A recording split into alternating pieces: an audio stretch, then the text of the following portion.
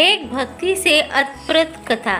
जब ठग गए गणेश जी विघ्न विनाशक बहुत शीघ्र प्रसन्न होने वाले देवता है। अगर कोई सच्ची मन से गणेश जी की वंदना करता है तो गौरी नंदन तुरंत प्रसन्न होकर उसे आशीर्वाद प्रदान करते हैं। वैसे भी गणेश जी जिस स्थान पर निवास करते हैं उनकी दोनों पत्नियां रिद्धि तथा सिद्धि उनके साथ रहती है। उनके दोनों पुत्र शुभ व लाभ आगमन भी गणेश जी के साथ ही होता है। कभी कभी तो भगवान को असमंजस से डाल देते हैं। पूजा पाठ व भक्ति का जो वरदान मांगते हैं वो निराला होता है। काफी समय पहले की बात है। एक गांव में एक अंधी बुढ़िया रहती थी। वो गणेश जी की परम भक्त थी। आंखों से भले ही दिखाई नहीं देता था, परंतु वो सुबह शाम गणेश जी की बंदगी में मग्न रहती थी। नित्य गणेश जी की प्रतिमा के आगे बैठकर उनकी स्तुति करती, भजन गाती, वो समाधि में लीन रहती। गणेश जी बुढ़िया की भक्ति से बड़े प्रसन्न हुए।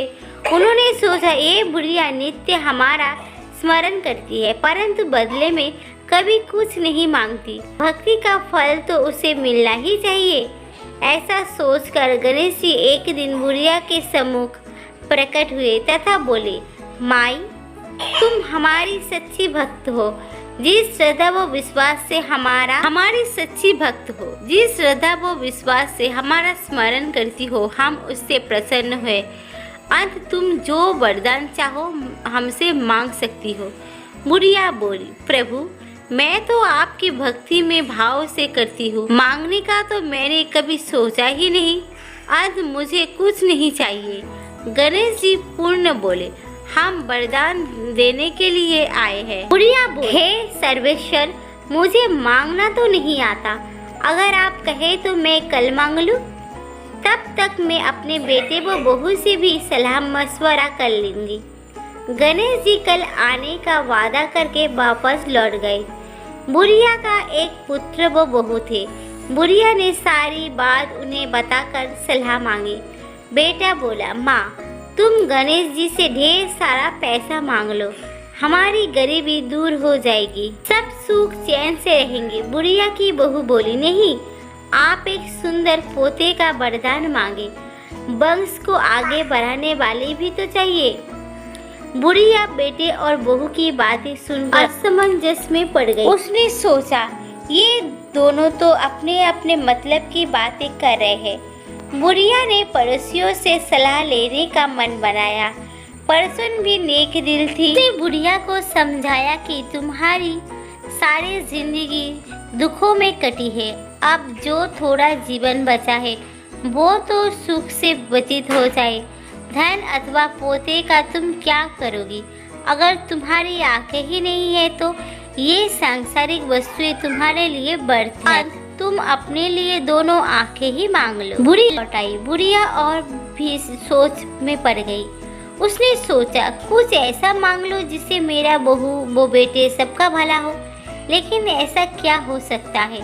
ऐसी अधेरतुन में सारा दिन व्यतीत हो गया। बुढ़िया कभी कुछ मांगने का मन बनाती तो कभी कुछ, परंतु कुछ भी निर्धारित ना कर सकी। दूसरे दिन गणेश जी पुनः प्रकट हुए तथा बोले, आप जो भी मांगोगे वो हमारी कृपा से हो जाएगा। ये हमारा वचन है। गणेश जी के पावन वचन सुनकर बुढ़िया बोली, हे गणराज, यदि आप मुझसे प्रसन्न हैं तो कृपा मुझे मन इच्छित वरदान दीजिए। मैं अपने पोते को सोने के गिलास में दूध पीते देखना चाहती हूँ। बुढ़िया की बातें सुनकर गणेश जी उसकी सादगी व सरलता पर मुस्कुरा दिया। बोले, तुमने तो मुझे ठग ही लिया है।